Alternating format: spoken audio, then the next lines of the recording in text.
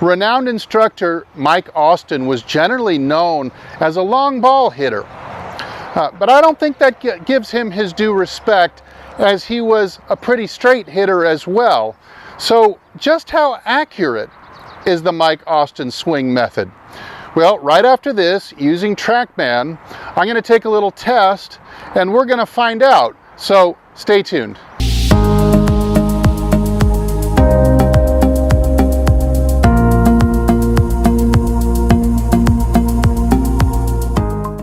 Hey, this is Steve with HitItLonger.com. Don't forget that I'm also over at Facebook and Twitter, so feel free to connect. Okay, so today I'm doing a little test that I like to do on TrackMan, just to kind of give me a little more real-world feel on how accurate my shots are. So I'm enlisting TrackMan, and since I'm still working on everything I'm doing, I'm also enlisting the aid of what I call my one drill, where I've got a bucket and I've got the head cover sticking out there. And that's simply to help me with my plane and my handle path, so I can just do it more like Mike Austin did during his career, when he was actually much more accurate than most people realize.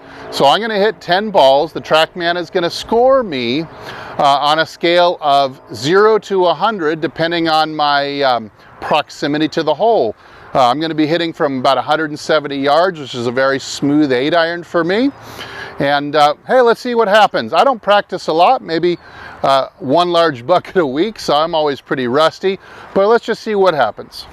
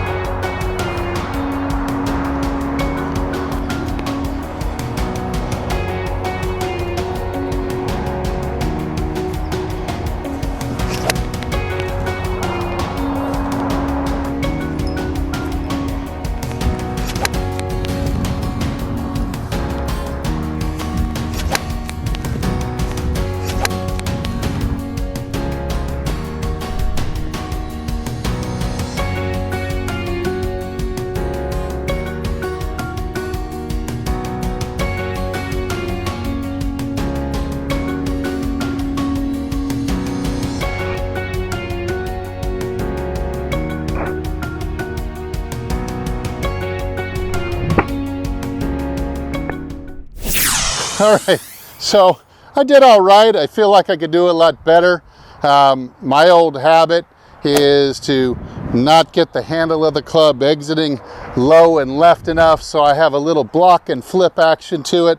But overall, I did okay, considering I don't hit a ton of golf balls. I've posted the results up on the screen here. You see I scored a 86.2 out of 100 on average, which is really good. It's equivalent to a +5 handicap or better.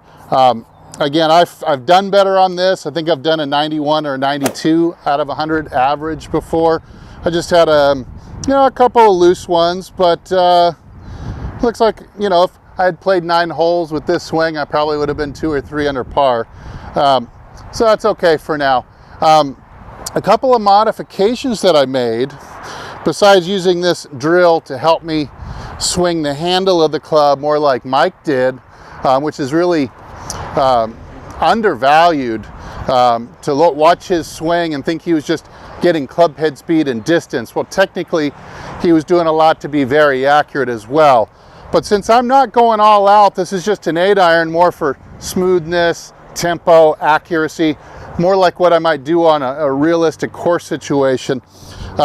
I'm not moving a full pivot laterally to the back with my heel lifting so much. You might notice that my heel was only going a little bit more like this.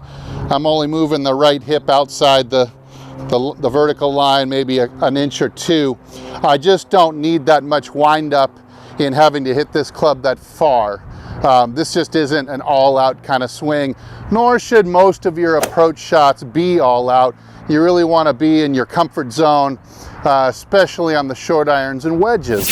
All right, so I'm going to make a couple adjustments here, and I'm going to keep practicing. I'm going to go and see if I can do it again and get back up into the 90s again. That's really, really good if you can do that. But hey, I'm Steve. Thanks for watching. Thanks to Golf Development Complex for the beautiful day. And if I don't see you in the next video, you know where I'll see you. Longer and straighter down the fairway. Stay well.